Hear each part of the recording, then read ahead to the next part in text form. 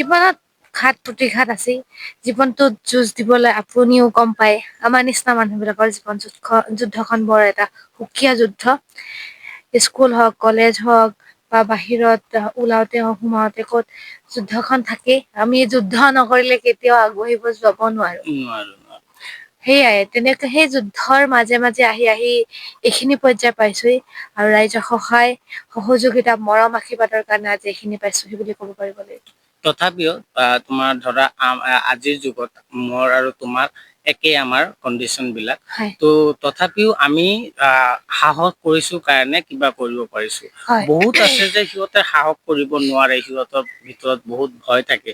তো সেইটো হিচাপত তুমিও এজন ছোৱালী, মই এজন ল'ৰা, ছোৱালী হিচাপে যেতিয়া তুমি হয়তো স্কুলত গৈছা, যিকোনো কৰ্ম তুমি কৰিবলৈ চেষ্টা কৰিছা, প্ৰত্যেকটো কামতো হয়তো হেঁচা পাইছা। সেনেকুৱা তোমাৰ লগত দুৰ্ঘটনা, এনেকুৱা কিবা ভয়ংকৰ কিবা কিবি এনেকুৱা কিবা হৈছে নেকি? আছে, লাইফটোত আছে। লাইফটোত খোজে পুতি আছে বুলিয়ে ক'ব পাৰি। লাইফটোত খোজে পুতি আছে। আমাৰ নিচিনা বিলাকক স্কুল বিলাকত গ'লেও নাম লগাবলৈ নিদিয়ে। 4 পাছ কৰি 5ত তেতিয়াও নাম লগাব নিদিয়ে। মেণ্টেলৰ প্ৰব্লেম বুলি কয়।